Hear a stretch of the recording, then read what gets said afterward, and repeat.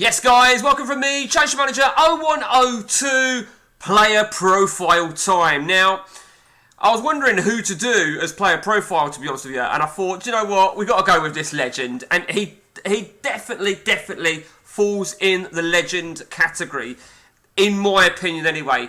I've got a few negatives to say about him, more about that in a moment, but there you see Steven Gerrard. Now, let's firstly talk about him from a CM perspective. So what I've done is I've fired up a game here at the start of season 8. So we've had 7 seasons, so we can see how he flares up. He looks the bollocks. He's a defensive midfielder, right centre. I say right, I don't think I'd ever play him at wing back. I'd only ever have him really as a true, proper DMC. But his figures, his attributes look the bollocks. And we'll see now just how well he performs. He is a good performer, not as good as what he probably should be. And the reason behind that is he also has a high injury prone, 15. So in 7 seasons, let's have a look at how many injuries he's sustained.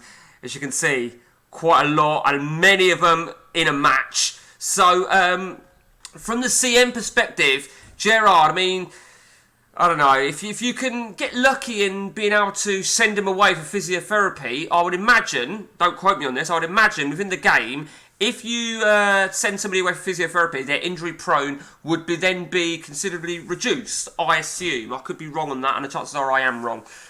But if you just look at him, and he's a really good, solid player, and obviously he's got the attributes that make him what he was in real life, which was a more attacking midfielder. So theoretically, if you did a player comparison from Gerrard against an AM, let's say David Dunn, just off the top of my head, he'd probably be on par or maybe even better, regardless of what his position says. Because, he really is the all-rounder. I mean, I'm looking at round, and I never really paid too much attention, but his attributes are just absolutely phenomenal all over the shop. Tackling 17, finishing 16. What player has a good tackling like that, as well as a good finishing like that, as well as a good crossing? He really is the bollocks. But like I say, the unfortunate thing is his injury prone, and that's what really costs him in CMO 102 on the ODB. And in this particular game, I had him at Hertha Berlin in this, and I managed him, and he's not really an assist machine, but I suppose that depends where you're going to play him. And season 1, the ODB 692 was absolutely horrendous, but he was probably injured, and that's going to have been the case across the board. So nothing more than 7.48, which is pretty fucking lackluster, to be honest with you. But you know what? It's only a game. In terms of real life, he started out as a DMC, then he advanced to a more attacking midfielder. I say he's under the legendary status, not quite as much as Ryan Giggs, and my reason for that is because when he left Liverpool, which was back in 2015, 16, something like that, he didn't retire football, did he? He went to LA Galaxy, and it bugs me, to be honest with you. It really bugs me about the players that end up going for a retirement plan over in the States or anywhere for that matter. Cellini's done it. Del Piero, you may remember, he did it. He went to, I think it was Australia. Players have gone to India, and it fucking pisses me off. I mean, he did 30-odd appearances in LA. And it really hacks me off because you can't say to me, it's a bit like saying Ronaldo going to Saudi Arabia. It's always been his dream. Fuck right off. Obviously, the appearances he did for Liverpool amassed to over 500 appearances for Liverpool until he retired, until he left Liverpool in 15. 500 appearances and 100 odd goals. So 100 odd goals emphasises that he was more defensively minded than what he was attacking.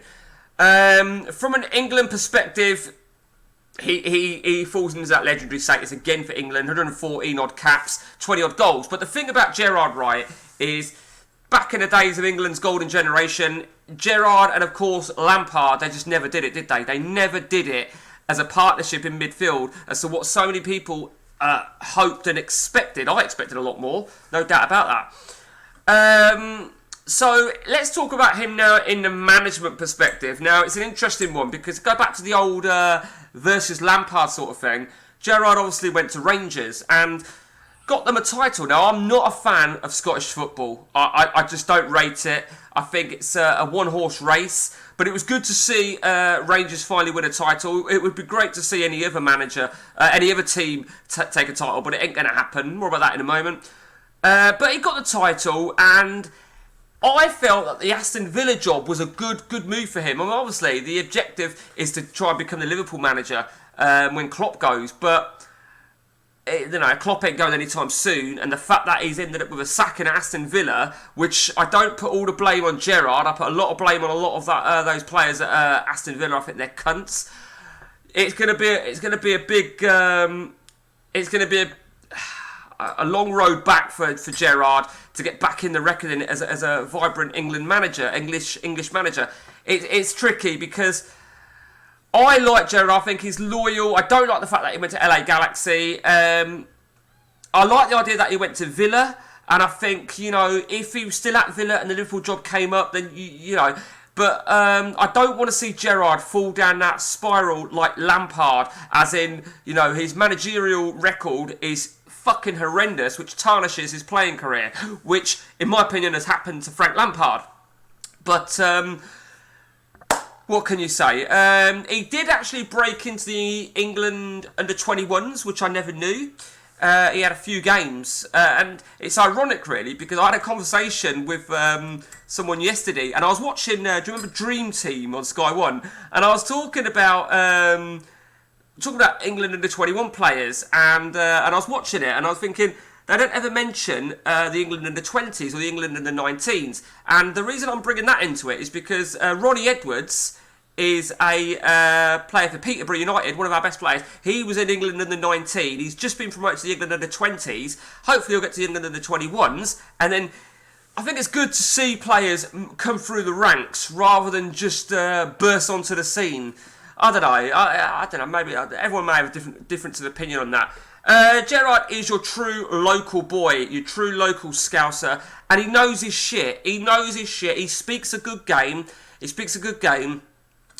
started out in Liverpool youth career in 89. So 1989, he'd have been 9 years old. Now, this is what I mean about loyalty. He's a proper local lad, and it weren't until 1998 that he finished his local. I mean, 98, he'd have been 18, so he made his, I think he made his debut in 1998 for Liverpool, which there's been no looking back, to be fair. He scored some absolute stunning goals. Unfortunately, one of the biggest memories for Steven Gerrard is his slip that gave Chelsea the goal.